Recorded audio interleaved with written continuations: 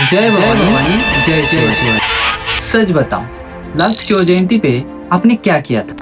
मी मराठी शाळेत शिकलो आहे. अपना माइंडसेट अपग्रेड करते हैं. छत्रपति शिवाजी महाराज के साथ एक शपथ, स्वराज्य की शपथ. कोई अलादीन का चिराग तुम्हारे सपने पूरे नहीं करने वाला. स्वराज का तोरण बांधा.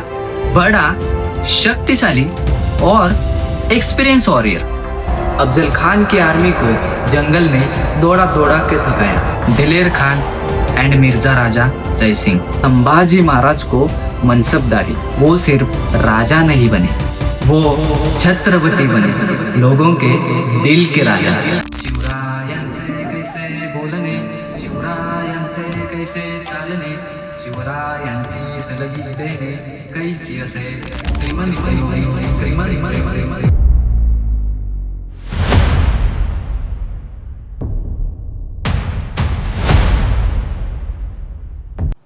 सच बताओ, लास्ट शिवजयंती पे आपने क्या किया था? सिर्फ सेलिब्रेशन, रील्स और एक कैप्शन, जय भवानी, जय शिवाजी.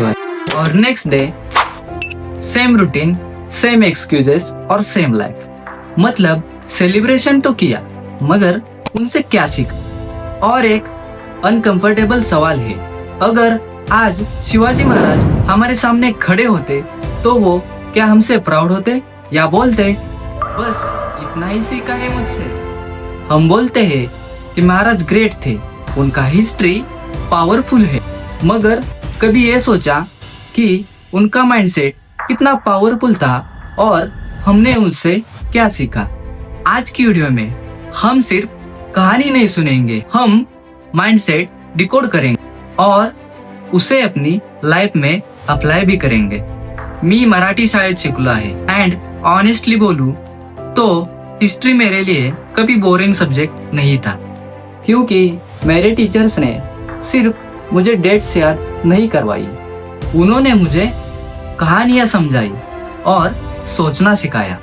और वही से महाराज के विचार सिर्फ विचार नहीं रहे, वो मेरे डेली लाइफ का पार्ट बन गए. और यहाँ एक बात है, टीचर सिर्फ एग्जाम के लिए हिस्ट्री पढ़ा रहा है तो वो सिर्फ हिस्ट्री नहीं पढ़ा रहा, वो सिलेबस कंप्लीट कर रहा है. पर अगर वो क्यूरियोसिटी क्रिएट कर रहा है तो वो एक जनरेशन बना रहा है.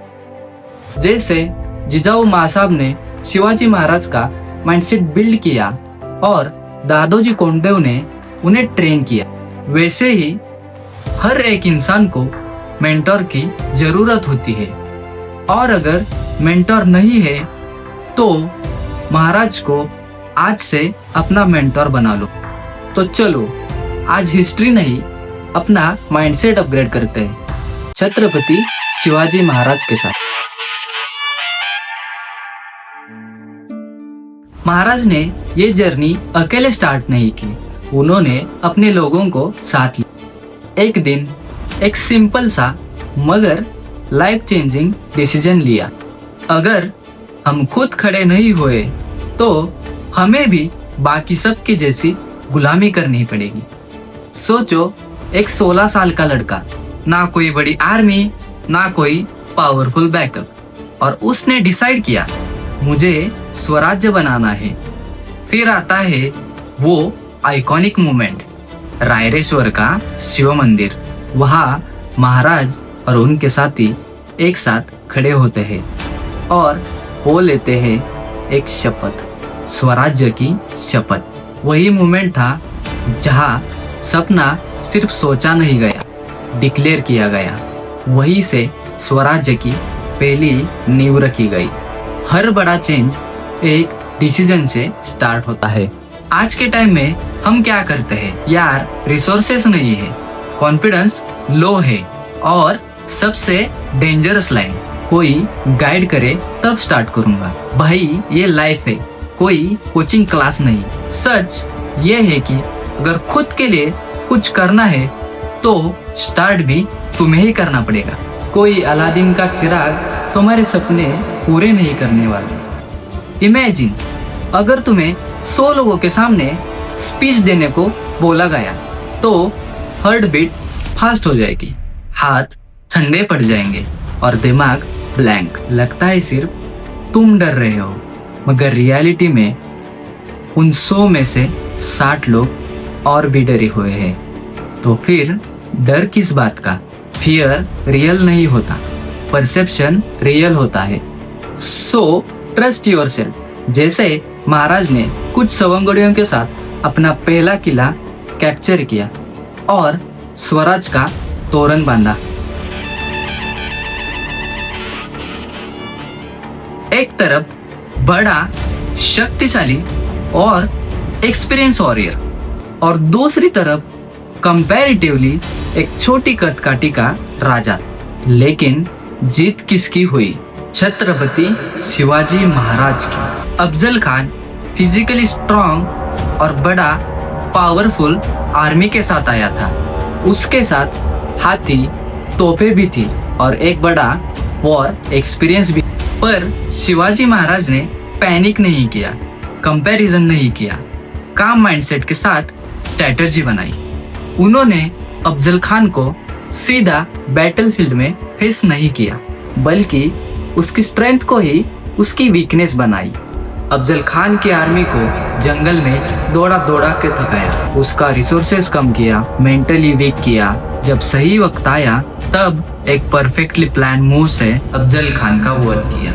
तो इस कहानी से हमें क्या सीखने को मिलता है? आज के टाइम में प्रॉब्लम्स भी अफजल खान जैसी लगती है, बड़ी and powerful. Career pressure, competition, failure का फियर। लेकिन अगर शिवाजी महाराज चाहते तो वो भी डर सकते थे, बट उन्होंने चूज किया काम रहना एंड स्मार्ट एक्शन।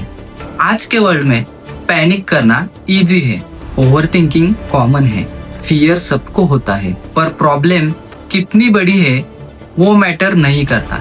आपका दिमाग कितना काम है वो मैटर करता।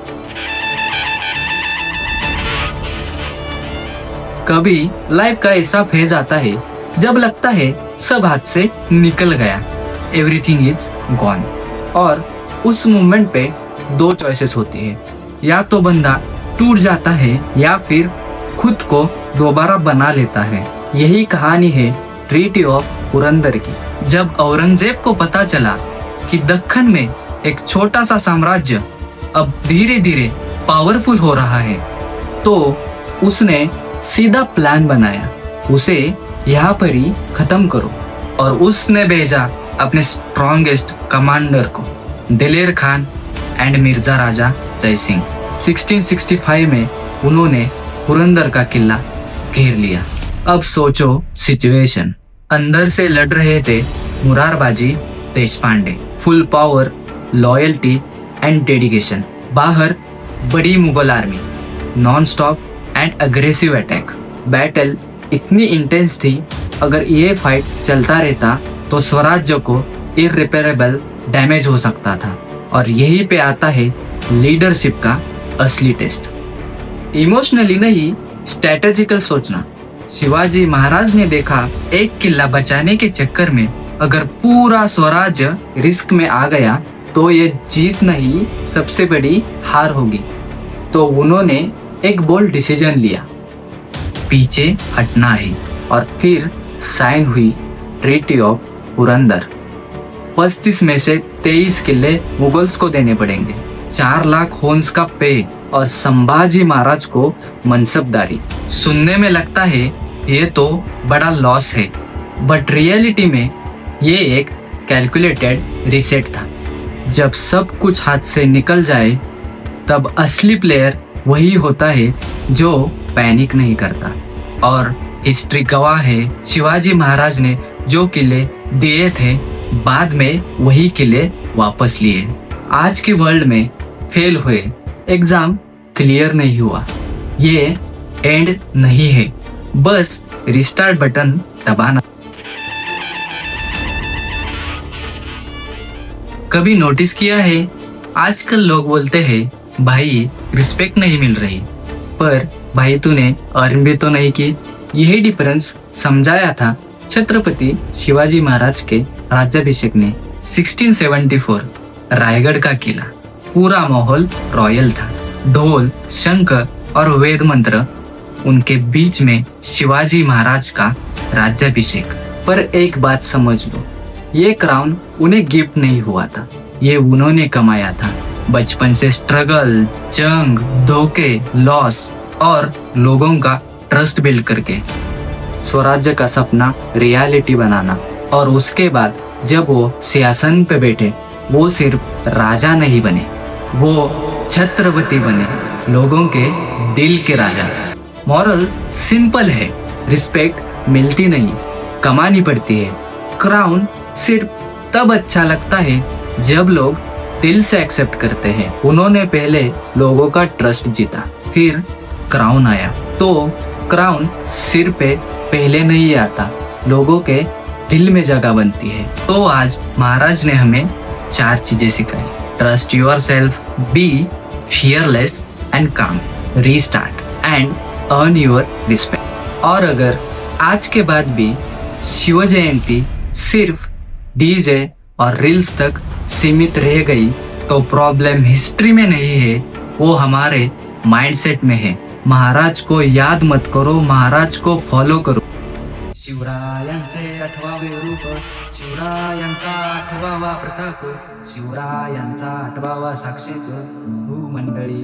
शिवरायांचे कैसे बोलणे, शिवरायांचे कैसे चालणे, शिवरायांची सलगी देणे कैसी असे।